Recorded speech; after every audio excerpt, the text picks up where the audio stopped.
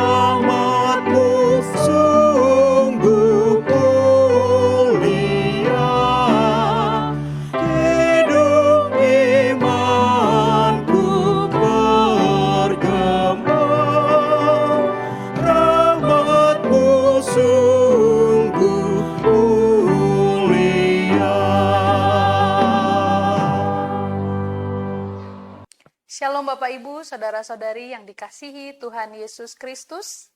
Kita akan menerima firman Tuhan pada hari ini. Saya mengajak kita terlebih dahulu untuk berdoa. Marilah kita berdoa. Kasih karunia dan damai sejahtera dari Allah Bapa Tuhan kita dan dari anaknya Tuhan Yesus Kristus menyertai kamu sekalian. Amin. Saudara-saudari, marilah kita mendengarkan pembacaan firman Tuhan yang menjadi nats renungan pada hari ini. Ayat harian kita hari ini, Rabu 29 Januari 2025, diambil dari Mika 7 ayat 18. Siapakah Allah seperti engkau yang mengampuni dosa dan yang memaafkan pelanggaran dari sisa-sisa miliknya sendiri, yang tidak bertahan dalam murkanya untuk seterusnya, melainkan berkenan kepada kasih setia. Demikianlah firman Tuhan. Saudara-saudari yang dikasihi Tuhan Yesus Kristus, setiap manusia pastilah hidup di dalam perbuatan dosa. Tidak ada satu hari yang kita lalui tanpa kita melakukan dosa. Karena dosa tidak hanya yang diperbuat, yang dikatakan, tetapi dalam pikiran pun kita bisa melakukan dosa. Dosa yang besar dalam hidup kita seringkali membuat kita membawa rasa bersalah, seringkali membuat kita merasa berjarak antara kita dan Tuhan. Namun Allah menawarkan pengampunan melalui pengorbanan anaknya Yesus Kristus. Pengorbanan yang tidak didasarkan pada usaha kita, tetapi semata-mata karena kasih-Nya yang besar. Nats ini adalah khotbah yang akan membawa kita merenungkan betapa Tuhan memiliki kasih yang besar untuk kita, yang selalu mengampuni kita.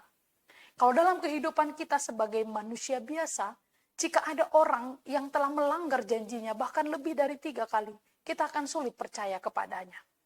Kita akan sulit memberikan kasih kita kembali kepadanya. Tetapi tidak dengan Tuhan kita. Bahkan berkali-kali kita melakukan kesalahan. Kita sudah berjanji tidak akan melakukannya, tapi kita kembali melakukannya. Kita gagal mempertahankan janji kita. Tuhan tetap menawarkan pengampunannya untuk kita. Itu sebabnya Mika dalam nats hari ini bertanya di dalam renungan hari ini diawali dengan kata, siapakah Allah seperti engkau? Ini adalah pertanyaan retoris yang mengarahkan kita kepada satu jawaban, yaitu tidak ada. Siapakah Allah seperti engkau, kata Mika? Jawabannya hanya satu, tidak ada. Tidak ada Allah yang sama seperti Allah kita. Allah yang kita sembah itu Allah yang selalu menyediakan pengampunan dosa dan memaafkan pelanggaran. Saudara-saudara, Allah memiliki murka terhadap dosa.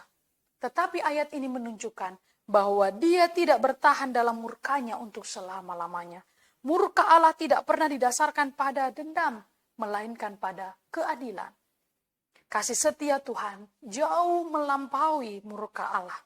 Dia lebih berkenan untuk memulihkan daripada menghukum. Dia lebih berkenan memulihkan daripada menghukum. Ini adalah pengingat bagi kita bahwa Allah sangat mendambakan kita selalu datang kepadanya. Saudara-saudari, Allah berkenan menerima kita karena kasih setianya.